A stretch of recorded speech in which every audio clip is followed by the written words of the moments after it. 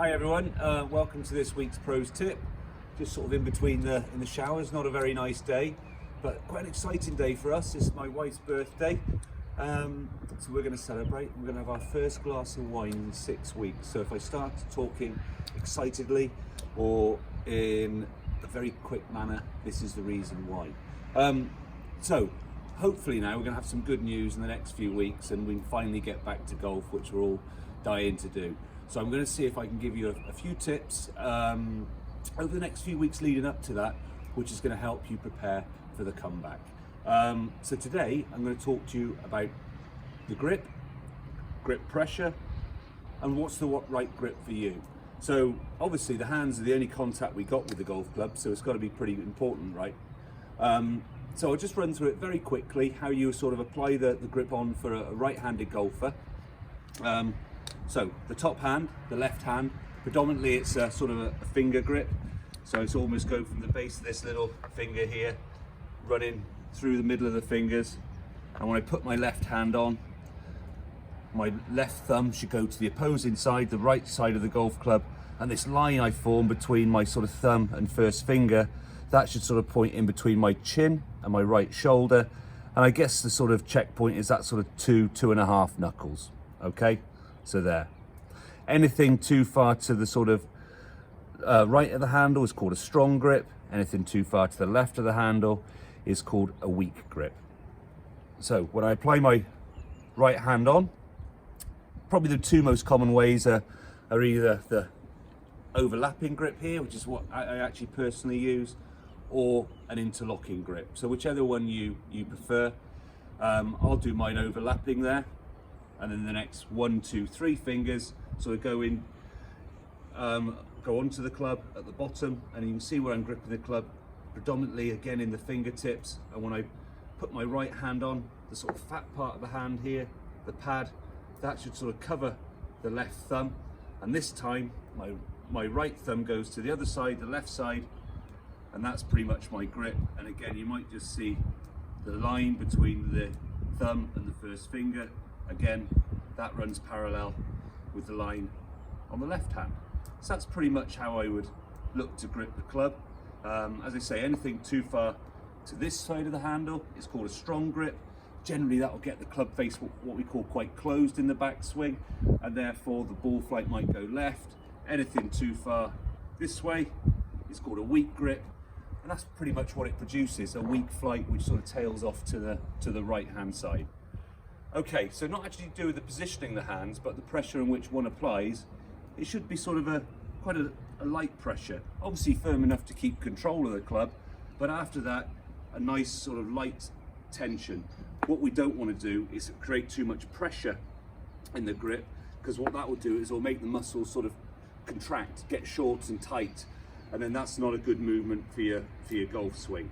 So the grip pressure is very, very important. You might not even be aware how hard you're gripping the club, but probably particularly actually when you get back onto that first tee and you haven't played for a while, the likelihood is everything's going to tighten up a little bit. So just be careful of that. So in order to have the right grip there, we need to have the right grip on the golf club. Now this is going to be almost like a tale of two 5-irons really. There's actually my 5-iron here, and an old Titleist 5-iron, probably 20 years old. So when I look at it, obviously this was actually out of lost property, by the way.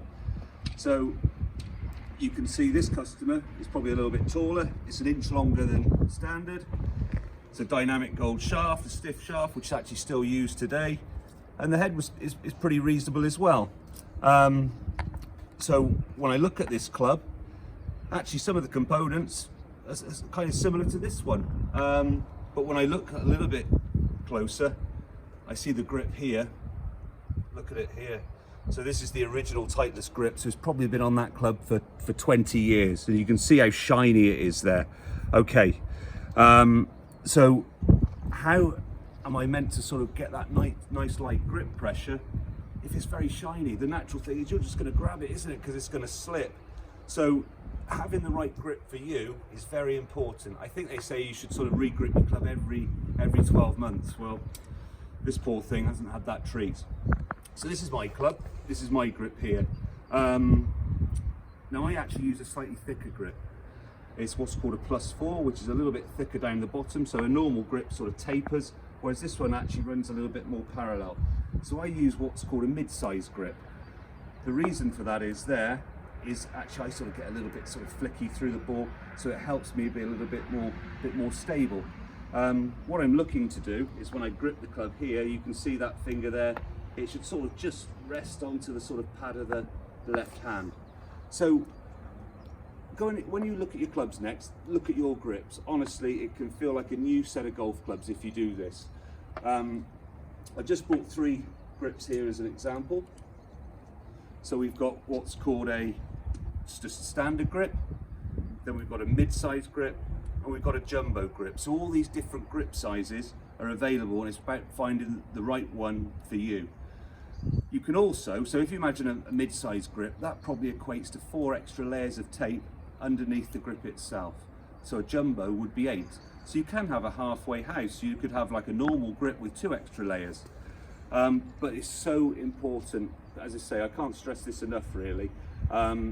So I think one of the things that you can do when you go in your golf bag, have a look at them. Obviously we'd all like a new set of golf clubs every year, but this can feel like a new golf club in your hand. So I'm going to do a little offer. If you have your set of irons or grips, 7 clubs or more, I'm going to give you a free set of Pro V1 golf balls here. And let's face it, we're all likely to lose a few when we get back out there. So that's the first thing. You know, as I say, it might seem a little thing, but it can make all the difference. Have a look at your golf clubs. If you'd like them re-gripped before you get back out, we can certainly do that. So that's it really. So next week we'll be doing something again to help you prepare. But until then, stay safe. Thanks everyone.